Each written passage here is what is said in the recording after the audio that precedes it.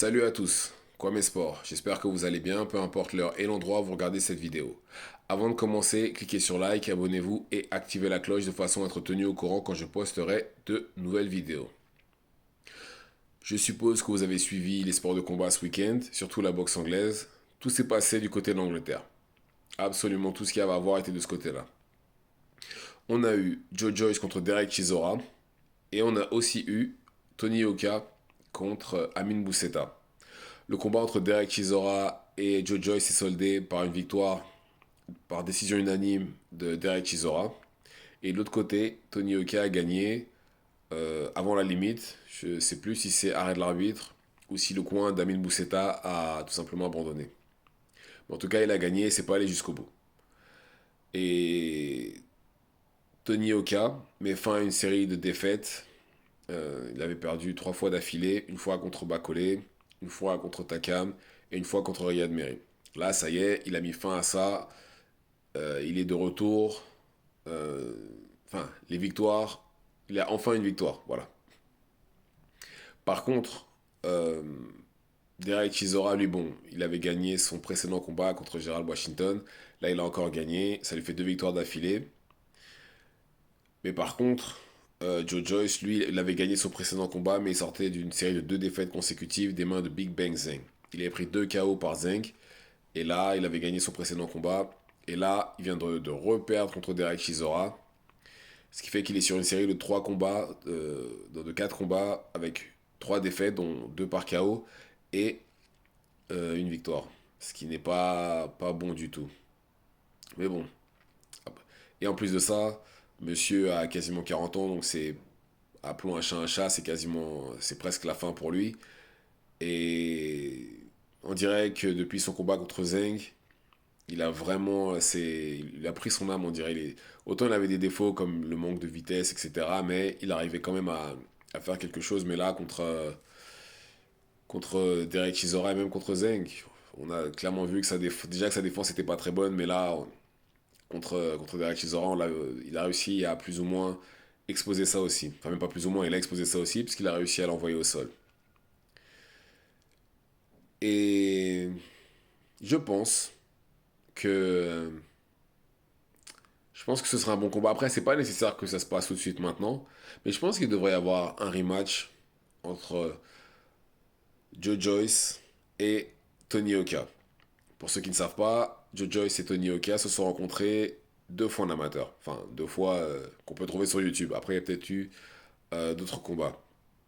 Et les 2 fois, Tony Oka a gagné. Il l'a battu en demi-finale des championnats du monde amateur.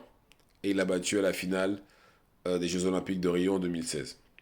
Après, c'est une victoire très très très controversée, hein, je ne dis pas le contraire. Mais sur le papier, il est champion olympique après avoir battu Joe Joyce. Alors l'idée avait déjà traversé l'esprit de Frank Warren. Bon, ça c'était avant que Tony Oka commence à empiler les défaites. Ça s'est pas fait à cause de ça.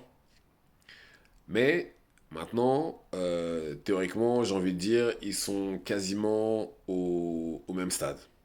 Ouais, ils sont quasiment au même stade parce que on a Joe Joyce qui lui a pris 2 KO plus une défaite là récemment.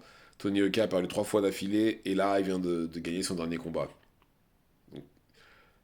Par contre, Tony Oka est beaucoup plus jeune que Joe Joyce. Joe Joyce a quasiment 40 ans, Tony Oka a 32 ans, un truc comme ça.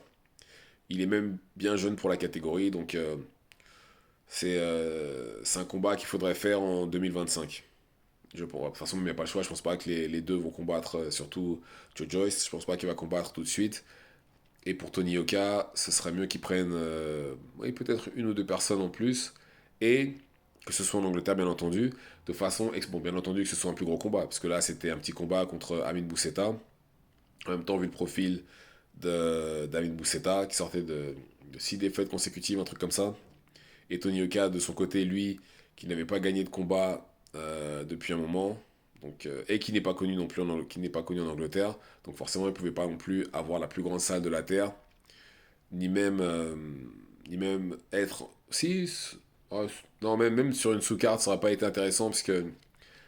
ouais, même, parce qu'à la base, moi, je pensais que le combat était sur la sous-carte de Joe Joyce et Derek Chisora.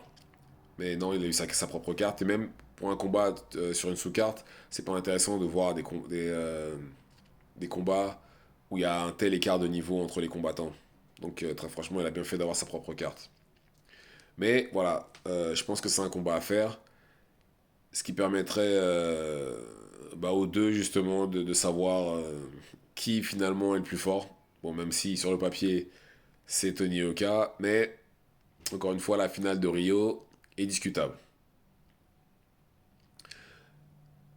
Et très franchement, je pense que ça pourrait justement relancer, enfin même pas, non, même pas relancer, catapulter la carrière de Tony Oka en cas de victoire, catapulter sa carrière en Angleterre, même tout court dans le monde. Je pense que s'il bat Joe Joyce, déjà un, bon, ça ne changera pas la controverse qu'il y a par rapport à la finale, hein, ça je dis pas le contraire, mais au moins il pourra prouver au monde que voilà, il l'a battu en amateur, en professionnel, parce qu'il faut pas oublier qu'il a quand même battu aussi en 2015.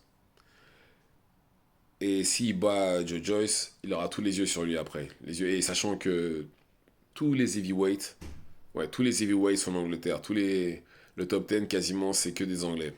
Donc, s'il bat Joe Joyce, et les yeux seront rivés sur lui, il pourra avoir de meilleures opportunités. De plus grandes opportunités, justement, il pourra combattre il pourra combattre dans des sous-cartes intéressantes, puisque je sais pas chez qui il est signé, mais bon, je pense que il pourra se retrouver en sous-carte, par exemple, d'un combat de Fury, de Usyk, d'Anthony Joshua, en sous-carte d'un combat de Saoudien, ça pourrait être intéressant aussi. Mais bon, pour l'instant,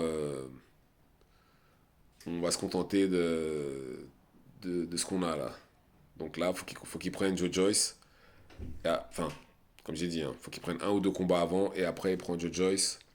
Et après, bon, en cas de victoire, hein, toutes les portes lui seront ouvertes. À l'inverse, si Joe Joyce gagne, s'il bat Tony Oka, bah déjà, rédemption hein, direct. S'il arrive à battre Tony Oka, il arrivera.